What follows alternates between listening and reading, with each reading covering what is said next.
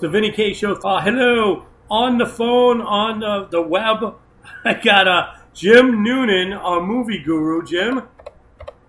How you doing, man? There we go. See, now we usually come with you every Tuesday. We're actually doing this on a Wednesday because you went last night to see, we were talking about it before, 60-year-old action heroes, Bruce Willis, the new Die Hard movie. Yeah, the fifth installment. What's this one called? It's a good day to die hard. It's a good day to die hard. Of course it is. Yeah. It's kind of an abortion.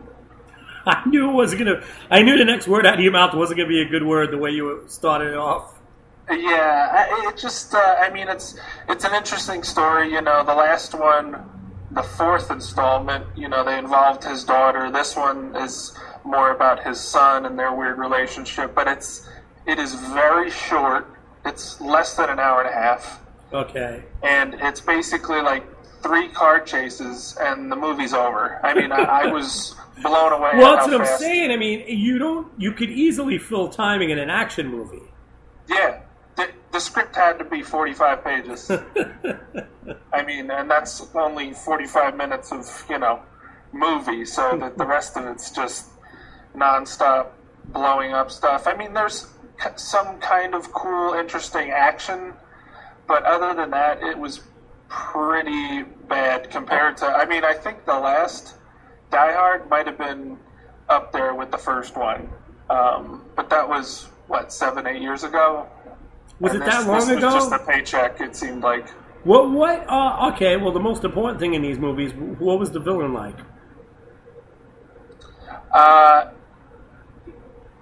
Almost non-existent. I mean, it's one guy for the first half of the movie, and then something happens to him, and then it's like kind of one of those double cross, triple cross. This guy stabbed me in the back, but he was stabbing her in the back instead. It was a little bit all over the place, and then all of a sudden it was over. I mean, people in the theater were like, "Wow, that's it." What else have you seen lately? Anything good out there? There's because it's Valentine's Day, we got another Nicholas Sparks movie coming out. The guy who wrote The Notebook and all those other chick flicks. I know which one you're talking about, I think. Yeah, it's kind of a thriller, but my problem is, I don't know if you remember the Julia Roberts movie in 1990, Sleeping with the Enemy. Yes.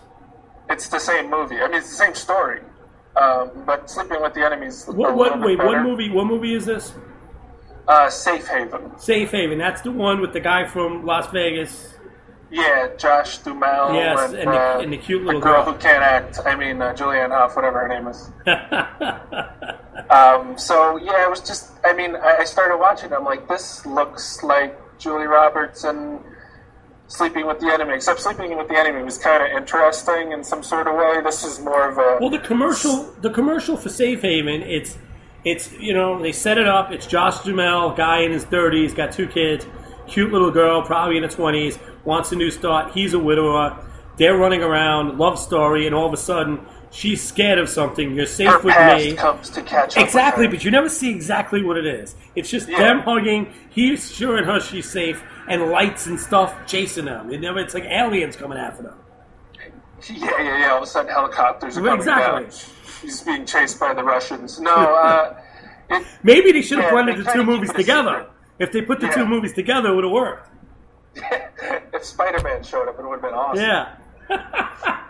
It was kind of, it was Sleeping with the Enemy, except they tried to, there's one little cute twist at the end that I don't, people are going to be talking about, the 47 women that go see it are going to be talking about, but other than that, it's not really worth it. There's a movie that's kind of going wide. It's been out for a few months, but it's getting a wider release this weekend called Quartet. It's about basically an old person's home for people who are former musicians, and it's kind of a little bit of a love story, a little more unexpected and a little better written and well acted than all these other movies coming out.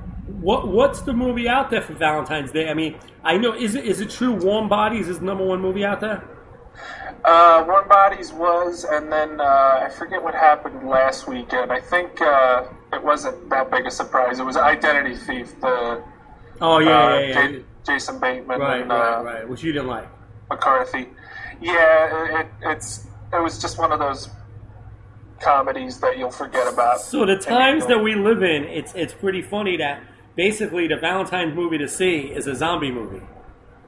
Maybe, yeah. And then the only other one that's coming out this weekend is Beautiful Creatures. It's one of those teen romance books that they, adapt for the screen. I mean, it's not bad. It's not terrible. These other two, Safe Haven and Die Hard, are worth skipping. I guess if you got a young girlfriend or something, I don't know, take her to Beautiful Creature, she might enjoy it. She's probably going to drag you to it anyway. It's not going to be your choice. Correct. Yeah, this isn't the weekend where guys get to pick what they go see. Well, there's never a weekend for guys get to pick what they go see.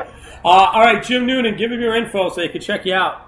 All right, I got my site, jimnoonanmedia.com, and you can always follow me on Twitter at JimNoonanMedia. All right, Jim. Thanks, buddy. Keep it locked in.